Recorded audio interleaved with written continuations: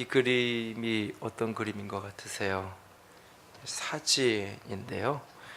신의 손, 신의 눈이라고 불려지는 프랑스의 얀 아르테르 베르트랑이 5년 동안 독도에서부터 마라도까지 한반도 전역을 돌아다니면서 하늘에서 본 한국이라는 제목으로 사진집을 발간을 했는데요. 그 사진집에 들어가 있는 사진 가운데 하나입니다. 무엇을 형상한 것 같으세요? 쓰레기를 사실 찍어놓은 겁니다. 가까이서 보면 플라스틱 더미의 쓰레기인데 이게 멀리서 이 사진 작품주 안에 들어있다 그러니까 아주 좋은 작품이 되어버린 그 느낌을 갖게 되는데요. 창의성이라는 것은 그렇게 사람들에게 보기에는 하찮아 보이고 별 유용하지 못해 보이는 그것들을 다르게 바라보는 관점입니다. 7월에 우리가 생각하기 원하는 품성은 창의성입니다.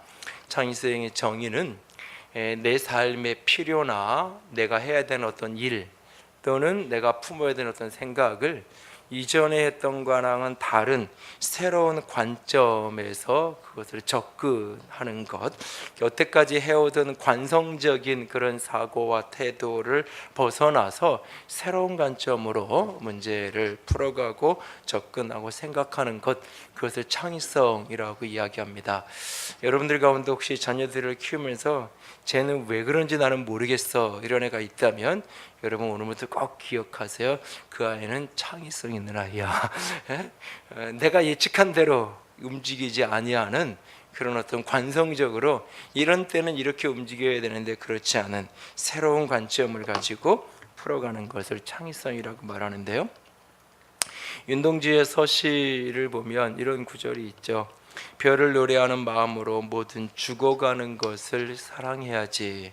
그리고 나에게 주어진 길을 걸어야겠다. 여기 특별히 모든 죽어가는 것을 사랑해야지. 사실 죽어가는 것들은 빨리 지나가야 되는 것일 수 있어요. 모든 죽어가야 되는 것들은 하찮은 것일 수 있어요. 쓸모없는 것일 수 있어요. 그러나 그것을 사랑의 눈으로 바라보기 시작하면 전혀 다른 게 되는 거죠. 하늘의 시선으로, 폭넓은 시선으로 바라보니까 우리 모두에게는 무가치했던 쓰레기 더미가 어떤 사람에게는 아주 유용한 예술의 작품으로 담겨지게 되고 그것이 사진집에 실려지기도 하는 것을 보게 되어집니다. 창의성이란 삶의 필요, 감당해야 될 일, 풀어가야 될 생각들을 새로운 관점에서 접근하는 것입니다. 이 생각의 혁명, 크리에이티브 싱킹이라는 책에서 로저 본 웨우는 이 창의성이라는 것이 이 특별한 예술가의 영역에만 해당하는 것이 아니라고 그는 이야기합니다. 그러면서 그는 말하기를 창조력이 정말 필요한 것은 우리의 가정, 학교와 같은 기본적인 공간이다 라고 이야기합니다. 우리는 이런 창의성, 창조력 이런 것들을 이야기하면 이것은 예술가들이나 필요한 것이라고 생각하는데 결코 그렇지 않고 우리의 삶의 많은 부분에 바로 이 창의성 또는 창조성, 창의력 이것이 필요한데요. 오늘 여러분은 자기 자신이 스스로 생각하기에 얼마나 창의성 있고 창조력이 있는 그런 사람인 것 같은가요? 스스로를 창의성이라는 이 창조성이라는 기준으로 점수를 준다면 스스로 생각하기에 몇 점이나 줄 수 있을 것 같으세요? 옆에 있는 분 한번 쳐다보세요. 창조성이 넘치는 사람 같으세요? 네. 오늘 입고 온 옷이 창의적으로 입고 오셨나요? 네. 오늘 설교가 굉장히 준비하는데 힘들었는데 창의성을 창의적으로 설교를 해야 되는데 이걸 도대체 어떻게 이걸 똑같이 하려니까 이걸 어떻게 해야 되나 고민을 며칠 했는데요. 전도서 말씀에 철 연장이 무뎌졌는데 나를 간지 않으면 힘이 더 든다. 오직 지혜는 성공하는 데 유익하다. 이것을 공동번역 성경에 보면 도끼날이 무뎌졌는데 갈아야 하기에 일하기가 쉬운 법이다. 그렇게 지혜롭게 일해야 성과가 오른다라고 이렇게 번역을 해놨어요. 여러분 이렇게 열심히 뭔가 일을 하는데 이 사람이 문제를 진단하기를 노력이 부족해서 그래, 아침에 너무 늦게 일어나서 늦게 일을 시작해도 일하는 시간이 부족해서 그래. 일하는 시간을 좀 늘리면 더 많은 걸 할 수 있을 거야. 조금 더 열심히 그렇게 적당히 그냥 적당히 그렇게 힘 쓰니까 그렇지, 힘을 좀 더 많이 써서 에너지를 집중해서 집중력 있게 하면 조금 달라질 거야. 이렇게 만약에 문제를 진단하고 열심히 한다면 그는 많은 성과를 얻을 수 있을까요? 지금 연장에 날이 문제가 있는 것, 이것을 깨닫지 못한 채로 무언가 다른 것을 열심히 한다면 아무런 이 성과를 내는 데는 미미한 변화밖에 없을 거예요. 저는 여기에 등장하는 이 지혜라는 단어를 창의성이라는, 어떤 문제를 만났을 때 이것을 새로운 각도로 바라보는 측면으로 좀 보았으면 좋겠고요. 여기에 성공이라는 이 단어를 성취라는 단어로 좀 바꾸어서 생각을 했으면 좋겠습니다. 창의성의 반대말을 지지부진하다라고 표현을 하고 있어요. 왜 창의성이라는, 그래서 사실 이 크리에이티비티라는 이 표현을 창의성이라는 단어보다는 창조성이라고 번역을 하는 게 조금 더 맞지 않을까, 저는 개인적으로 그런 생각을 하는데, 창의성이라고 하면 조금 더 이렇게 생각에 대한 부분을 의미한다면, 창조성이라고 말하면 조금 더 실천적인, 실제로 뭔가를 만들어내는 것과 관련이 있는 표현들로 더 의미가 되는데요. 이 창의성, 창조성의 반대말이 지지부진하다, 낮은 성취도, 이 성취도가 낮은 것을 가리켜서 이 창의성의 반대말로 언급을 하고 있어요. 다시 말해서 창의적이다, 창조적이다라는 말하고 생산성이 높다, 성취도가 높다라는 말은 굉장히 깊은 연관성을 갖는다는 것입니다. 알버트 아인슈타인이 했던 이야기 중에 당면한 문제를 그 문제가 처음 발생할 당시와 같은 수준으로는 생각하면 해결할 수 없다. 어떤 문제가 생겼는데 그 문제가 처음 생겼을 때 이건 이런 문제야라고 생각, 그때의 그 생각을 그대로 품고 아무리 봐도 해결이 없다는 거예요. 여러분들이 숨그림 찾기를 이렇게 찾아보면 누구나 경험하는 거예요. 아무리 찾아도 그게 나오지 않아요.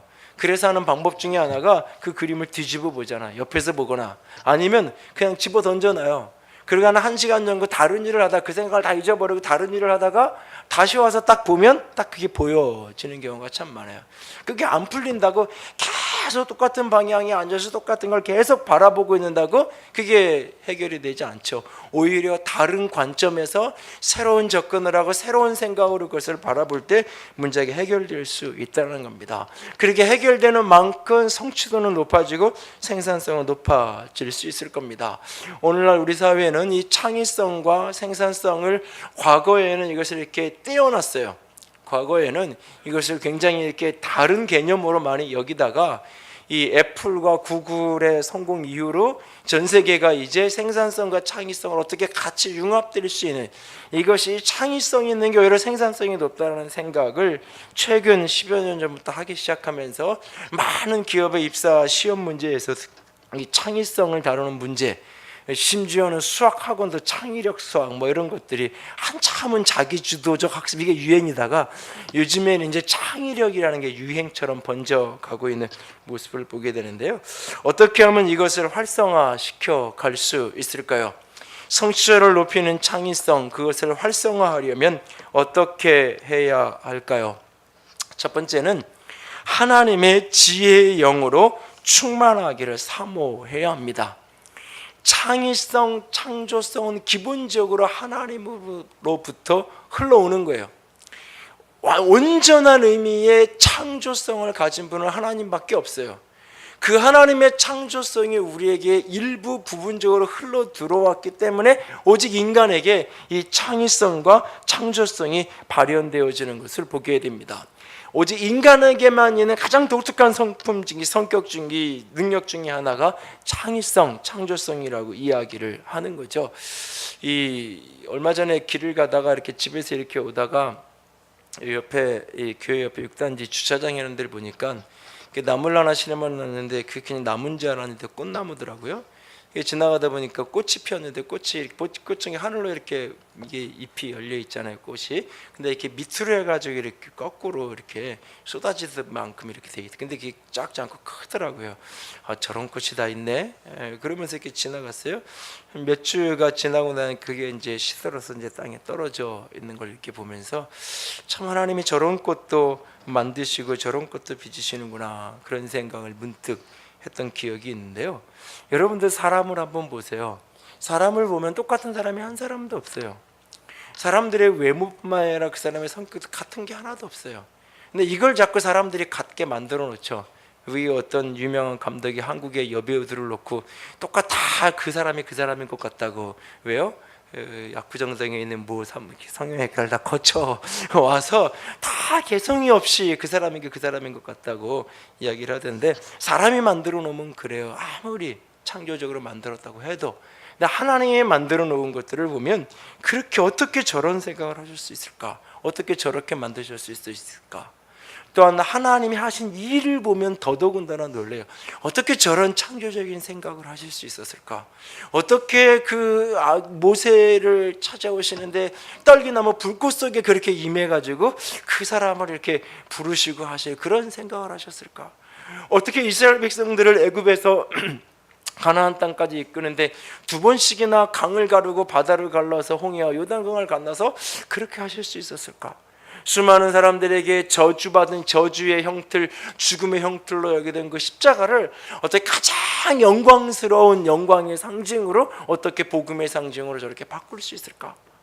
언젠가 복음서를 읽으면서 12 제자들을 이렇게 묵상을 하다가 스스로에게 자문을 해본 적이 있어요. 내가 만약 예수님이라면 12 이런 사람을 뽑았을까? 12 제자의 마지막 끝점에서부터 이렇게 놓고 보면 그들의 생애에 성경에 있는, 그리고 성경 외에 있는 자료들을 통해서 그들의 생애의 끝을 이렇게 되돌아보면 참 예수님이 잘 뽑았어요, 제자들을. 그런데 그들의 처음 모습을 놓고 보면 만약에 나에게 12 제자들을 뽑으라 그러면 그 12명 중에 뽑힐 사람이 별로 없었을 것 같아요.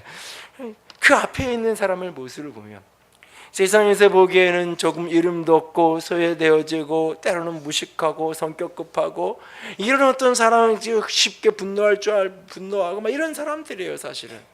그런데 그런 사람들 속에 수많은 가능성들을 보시잖아요. 그리고 가능성을 주님께서 빚어가셔서 아름답게 만들어 가시는 모습들을 보면 어떻게 그런 생각을 하시고 저런 일을 하실 수 있을까?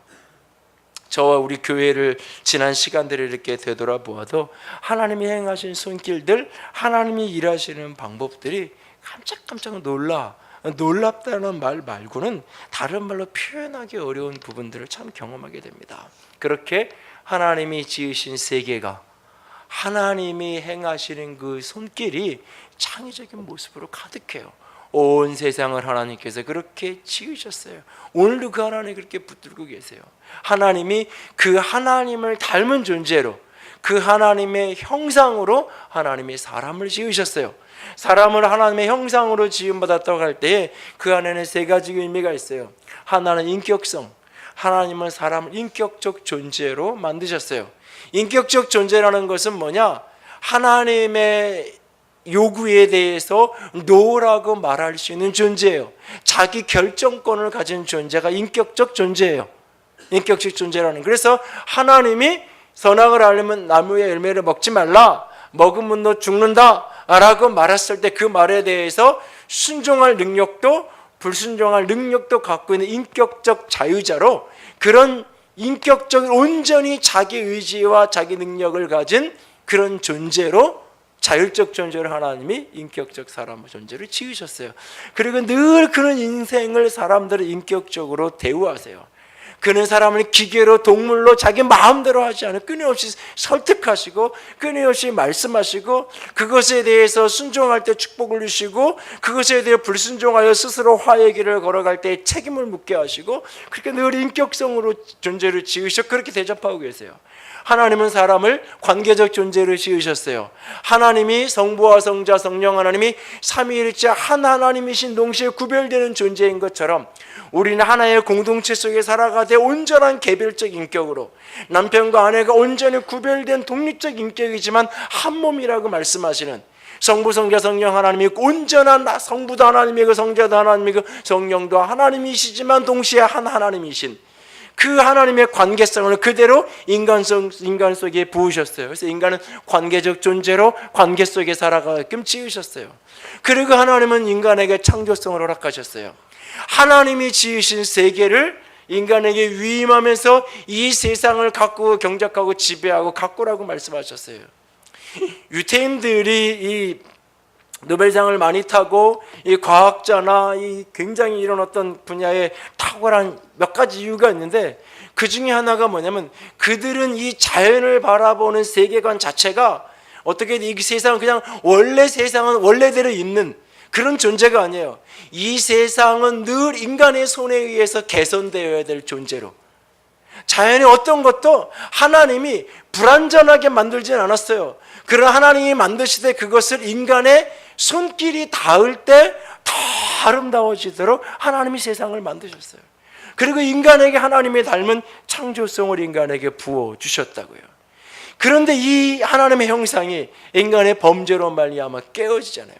그래서 인격성이 깨어져서 결국 그 인격적 자유로 하나님을 사랑해야 될 자가 하나님을 거역하고 스스로가 주인이 되겠다라고 이야기하기 시작하고, 이 관계성이 깨어져서 사랑하고 순종하고 존중하며 살아야 될 관계가 서로 집착하고 지배하는 관계로 깨어지고, 하나님이 주신 세계를 잘 가꾸고 경작하고 이것을 개발시키고 보존해야 될 창조성이 이 세상을 파괴하고 병들게 하고, 로마서 1장에 말씀하는 온 세상 피조물들을 신음하게 만드는 것으로 창조성이 왜곡되었어요.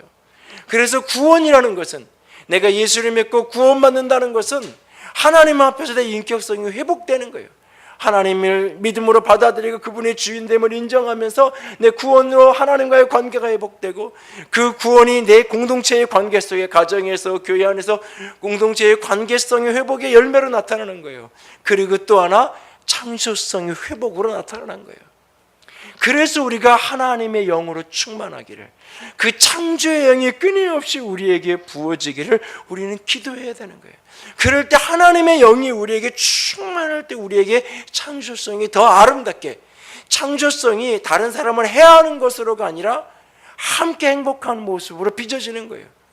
이번 주도 그 패밀리 타임에 그런 이야기가 쓰여져 있는데, 사기꾼들의 사기치는 방법 진짜 차기적이지 않아요?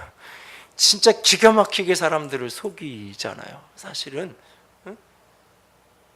창의성은 그렇게 나타나는 게 아니라, 누군가를 속이는 게 아니라 하나님의 영으로 부어진 창조성이 발현될 때 하나님이 지으신 세계를 아름답게 갖고 가게 되고 모두를 행복하게 만드는 그 창조성으로 빚어지는, 출애굽기에 하나님이 성막을 짓는 이야기를 하시면서 부살레이라는 사람을 지명해서 부릅니다. 그러면서 이렇게 말씀하세요. 같이 읽어요. 내가 유다 지파 홀의 손자여 우리의 아들인 부살레를 지명하여 부르고 하나님의 영을 그에게 충만하게 하여 지혜와 총명과 지식과 여러 가지 재주로 정교한 일을 연구하여 금과 은과 노스로 만들게 하며. 하나님이 성막을 지으는데 그것을 누구에게 맡길 거냐? 부살레라는 사람.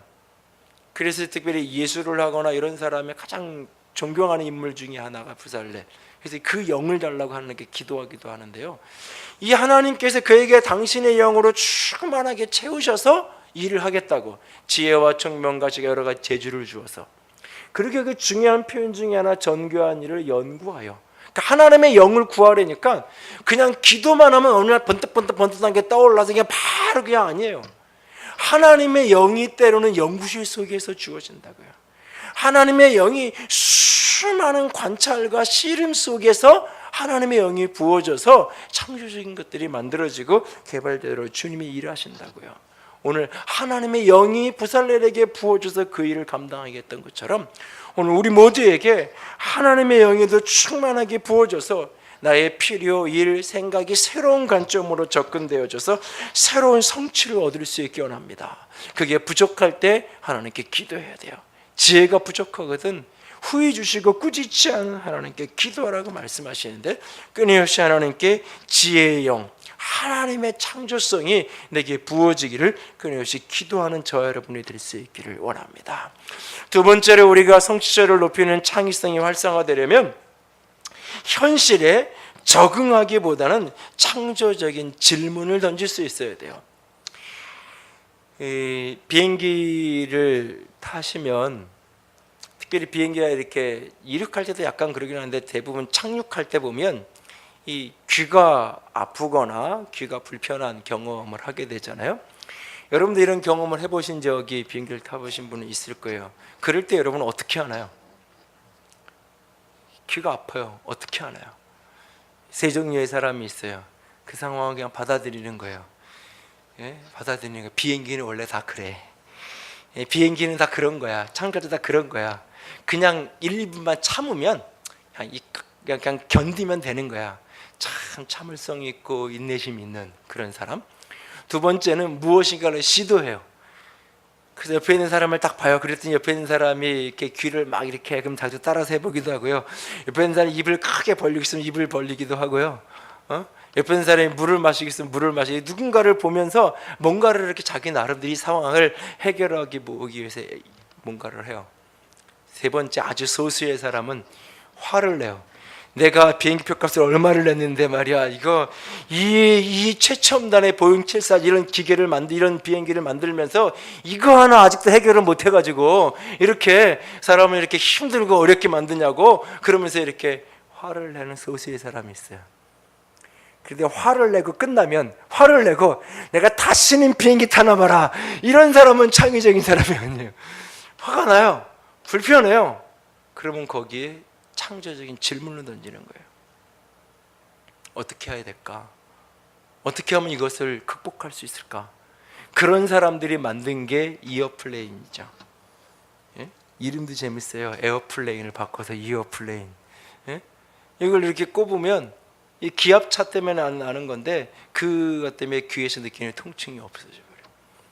이 조그마한 거 하나인데, 이 조그마한 거 하나에 기압을 다루는 물리학이 들어있고요, 이 조그마한 거 하나에 저걸 어떤 재료로 만들어야 될 재료공학이 들어있고요, 이 조그마한 거 하나에 저게 귀에 꼽아야 되니까 귀에 대한 생물학적인 해부학적인 연구가 저 안에 들어있는 거예요. 사실 아무것도 아닌 것 같은데, 그런데 이런 것들이 만들어지는 게 어디서 시작되느냐, 누군가 현실에 그냥 적당히 순응하기보다는 질문을 하는,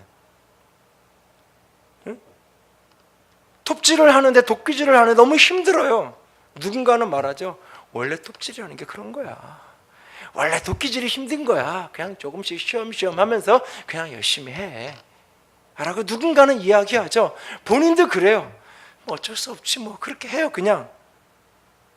근데 누군가는 왜 이게 이렇게 힘들어야 되는지, 왜 이렇게 했는데 나는 똑같은 시간을 일했는데 저 사람은 요만큼의 성과를 내면 이렇게 성과가 안 날지, 그런 부분에 대해서 분노하는 거죠. 화나는 거죠. 화나는데 그걸 긍정적 에너지로, 창조적인 질문으로 바꿔내는 거예요. 그런 사람들이 창의적인 사람이 되는 거예요.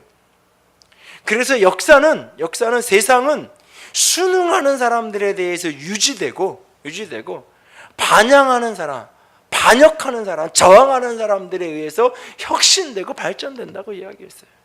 내가 만나는 문제 앞에서 그냥 그러려니 하는 사람을 통해서 공동체는 유지돼요. 그러나 그 공동체가 혁신적으로 발전하는 것은 그것에 대해서 때로는 불편함을 느끼는 게 화가 나는 거예요. 분노하는 거예요. 그런데 그것이 긍정적 에너지로, 창조적인 질문으로 승화될 때, 특별히 그리스도인은, 여러분, 이 얘기 잠깐 하고 넘어가면, 이게 사람들이 자꾸 이렇게 갇히는 창조적인 질문이 안 되는 이유 중에 하나가, 경영학에서 얘기하는 박스 사고라는 표현을 쓰는데요, 이 모든 사람이 다 자기 머릿속에 박스 하나를 쓰고 있다는 거예요. 근데 이게 투명해요. 그래서 자신도 자기가 박스를 쓰고 있는지 모르고 다른 사람도 저 사람의 박스를 쓰고 있는지 몰라요. 근데 모든 사람도 박스를 쓰고 있어요. 이 박스가 나이가 들면 들수록, 경험이 많이 할수록 크고 단단해져요. 그래서 어릴수록, 경험이 적을수록 창의적인 아이디어 나오고 창의적인 행동을 하는 거예요. 저도 내가 자꾸 나이를 먹는다는 걸 느끼는 것 중에 하나가 어떤 일이 생기면 자꾸 과거의 경험으로 회상해 보려고 자꾸요. 어떤 일이 생기면 그것을 지금의 이 현실을 냉정하게 보면서 여기서 어떻게 긍정적으로 풀어갈 수 있을까를 고민하기보다는 자꾸 옛날에 이런 문제 생겨서 어떻게 풀었지?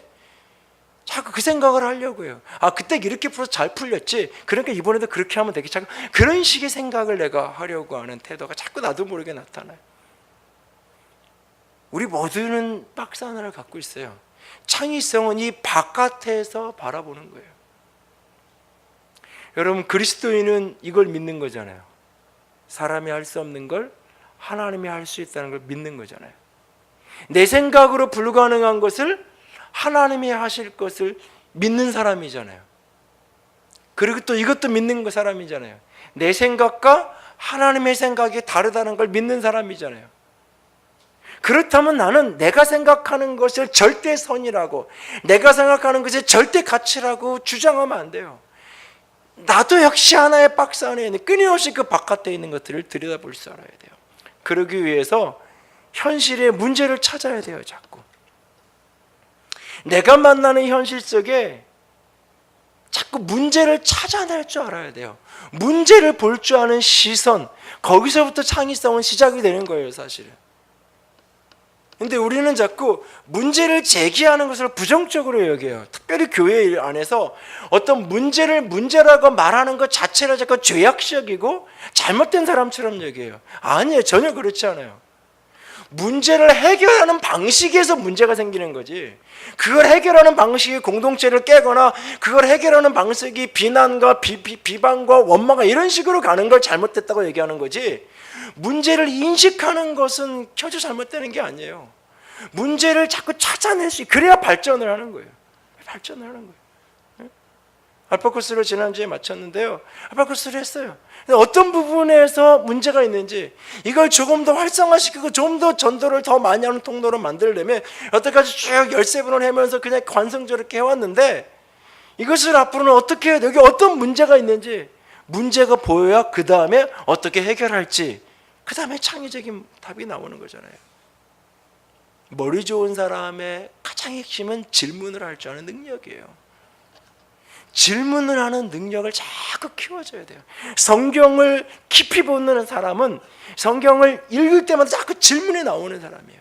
성경 본문을 보면서 끊임없이 질문을 던질 줄 아는 사람이에요. 그가 결국 성경에 깊이 있는 지혜를 캐내는 사람이 될 수 있어요. 그러니까 문제를 찾아낼 수 있는 태도, 그게 질문하는 태도예요. 내가 있는 현실 속에서. 두 번째로는 문제를 찾는 가장 좋은 방법 중에 하나가 나랑 다른 시각에서 보는 사람들의 이야기를 들을 줄 알아야 돼요. 반대 의견에 대해서 관대할 수 있어야 돼요. 내가 가지고 있는 생각과 다른 이야기를 할 때 그거를 들으면서 듣는 순간 좋아하는 사람은 아무도 없어요. 어떤 사람도 당신 틀렸습니다, 당신 잘못됐어요 이야기하는데 그거 좋아요 라고 얘기할 사람은 아무도 없어요. 솔직하게 누구나 다 마음에 불편함이 있어요. 근데 어떤 사람은, 창의적인 사람은 그 불편함을 긍정적 에너지도 바꿔요. 그래? 나는 그런 생각을 못하는 누군가가 그렇게 본다고? 왜 그럴까? 내가 잘못한 게 맞나? 어떻게 이걸 풀어야 될까? 그걸 가지고 돌아서 생각하는 거예요. 생각해보면 그 사람 이야기가 맞아. 생각해보면 그 말이 맞을 수 있어요. 그럼 바꾸는 거예요. 지난 주일도 건축위원회 회의를 하다가 우리 유치부 담당하는 집사님이 유치부실은 장판 같은 걸 좀 깔으면 좋을 것 같아요, 그런 얘기를 하더라고요. 한 번도 사실 생각 안 했어요. 그리고 다 그냥 이렇게 이런 데코 타일로 이렇게 모든 이렇게 부속실이 다 깔려 있게끔 그렇게 설계되어 있고 그렇게 다 뭐 이렇게 진행되고 있었어요. 그래요? 뭐 그냥 그렇게 하기로 돼 있었는데 뭐 그러고 사실은 넘어갔어요. 근데 이야기를 듣고 나니까 그것도 필요한 것 같아요. 그래서 월요일 날 바로 현장에 갔다가 소장님한테 물었어요. 첫 번째 묻는 게 돈이 늘어나면 안 되니까. 장판으로 바꾸면 돈이 늘어나요? 아니요, 안 늘어나요. 오히려 줄을 수도 있고 비슷한 수준일 거예요. 그러면 됐어요. 일단 그러면 그 다음 당신 생각은 어때요? 그랬더니 바닥 난방을 하는 곳에는 보기에는 이런 타일이 좋은데 바닥 난방을 하는 곳에는 장판이 더 나을 수 있어요. 왜요? 그랬더니 이런 타일은 이게 열을 받으면 늘어났다 줄어났다 하면서 결국 이 붙어있는데 틈이 벌어져서 나중에 틈 사이로 이물질이 끼면 오히려 더 처음엔 보기 좋은데 나중엔 지저분해질 수 있어요. 공사하는 사람도 그렇게 얘기해요. 돈도 똑같다고, 유튜브 담당자도 그렇게 해야 된다고, 공사하는 사람도 그렇게 낫다 그래요. 그래요? 그럼 그렇게 하는 걸로 하고 나중에 그때 할 때 다시 어떤 걸로 깔지 나중에 다시 얘기해 주세요. 그러고 왔어요. 어떤 이야기든지 나랑 다른 이야기 반대, 내가 생각하지 못했던 부분들, 생각하고 미처 못했던 부분들의 이야기가 나온다고요. 그 순간에는 뭐 저런 얘기를 해, 그럴 수 있어요. 나랑 다르니까, 나는 그 순간 이해가 안 되니까. 어떤 사람은 반대 이야기를 하면서 충분한 설득력 있는 데이터와 자료를 가지고 충분한 설득을 해주는 사람도 있지만, 어떤 사람은 그렇지 않고 그냥 툭 그냥 한마디 던지고 말거든요. 그거 틀렸는데? 그렇게 하면 안 되는데? 그냥 그러고 말거든요. 그럼 기분 나쁘죠. 근데 돌아서서 한 번 더 생각하고 그것에 대해 그런 관대하게 저 사람 싫어가 아니라, 저 사람 나빠가 아니라 창조적으로 한 번 더 질문하면 거기서 배울 수 있는 게 많이 있어요. 나이가 들면서도 요리가 계속 발전하는 사람들이 있어요.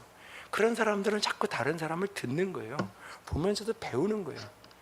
근데 30년째 똑같은 거래요. 김치찌개라면 늘 짜.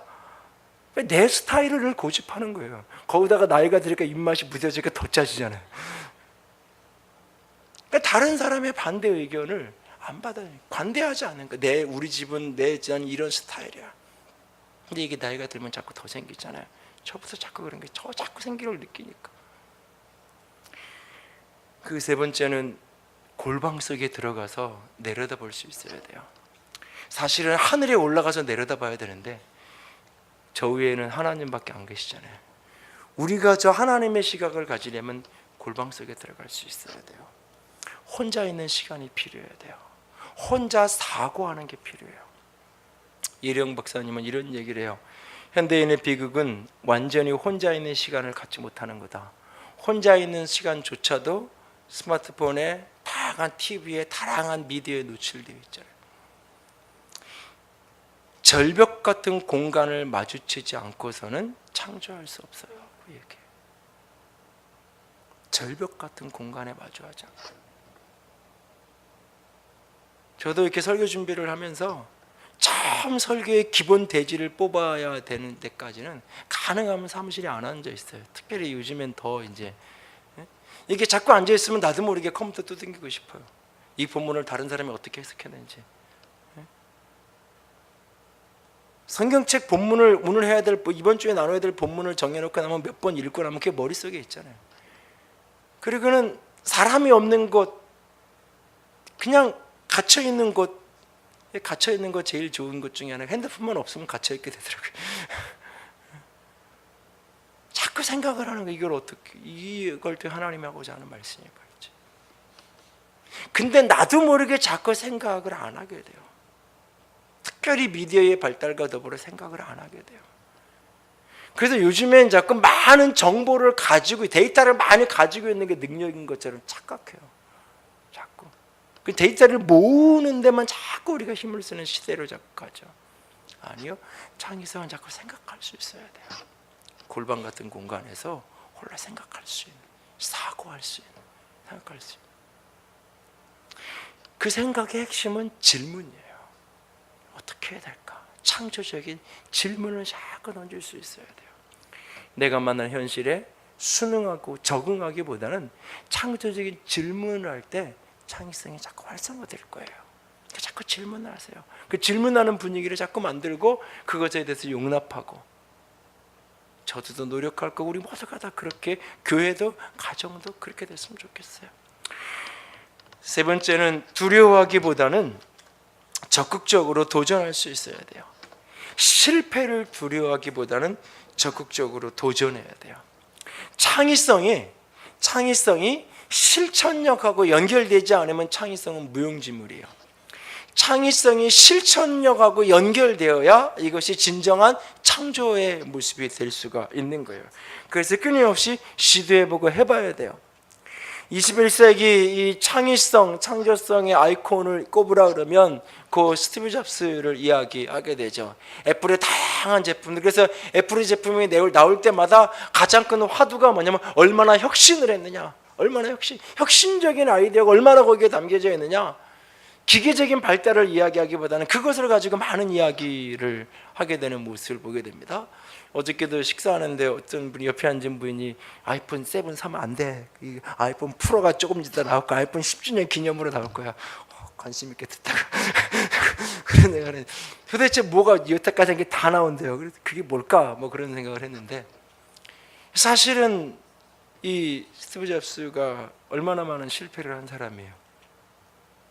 자기가 만든 회사에서 쫓겨난 사람이잖아요. 자기가 만들었던 회사에서 쫓겨났던 사람이에요. 수많은 실패를 경험했던 사람이에요. 그가 여러 가지 인생의 곡절 끝에 다시 애플의 CEO로 부임했을 때 그가 처음 했던 말이 뭐냐면 모든 것을 다르게 생각하자라는 거예요. 그래서 여태까지 기술 부서나 이런 부서에서 만들어 놓은 모든 걸 다 폐기시켜버려요. 그리고 모든 것을 처음부터 다시. 그러면서 나오기 시작한 게 아이패드, 이 아이폰, 이게 다 그때부터 나오기 시작한 거죠. 근데 그가 했던 유명한 말 중에 하나가 뭐냐면 행동을 해야 된다고. 실패하는 것을 두려워하지 말라고. 실패를 두려워하는 사람은 큰 성공을 이룰 수 없다고. 여러분, 어떤 사람이든지 성공한 사람, 아니 성취를 경험한 사람을 가까이 가서 보세요. 실패를 안 해본 사람이 있는가? 실패에 고통 없이 그 성취에 이른 사람은 어떤 사람도 존재하지 않아요. 그래서 우리는 해봐야 돼요. 전도서 11장 4절에서 6절 같이 읽어요. 풍세를 살펴보는 자는 파종하지 못할 것이요 구름만 바라보는 자는 거두지 못하리라. 바람이 길이 어떠함과 아이벤 자의 태에서 뼈가 어떻게 자라는지를 내가 알지 못한 같이 만사를 성취하신 하나님의 일을 내가 알지 못하느니라. 너는 아침에 씨를 뿌리고 저녁에도 손을 놓지 말라. 이것이 잘 될는지 저것이 잘 될는지 혹은 둘이 다 잘 될는지 알지 못함이니라. 저는 제 자신이 풍세를 살펴보는 성향을 가진 사람이에요. 어떤 일을 하기 전에 그것에 의해서 생겨날 수많은 문제를, 알파코스를 교회가 10년째 지금 13번째 했지만 알파코스를 하기 전에 5년 이상을 알파코스는 책을 읽고 알파코스는 교회를 돌아다니고 컨퍼런스를 돌아다니고 우리 교회 이걸 하면 어떻게 해야 되겠고 하려면 뭘 바꿔야 되겠고 그래서 제일 먼저 의자부터 바꿔야 되겠고 그 고민을 4, 5년을 했어요. 그러다 알파코스를 시작했기 때문에 알파코스에 대한 이런 얘기 저런 얘기를 해도 꾸준히 갈 수 있는 이유 중에 하나는 사실 그거예요.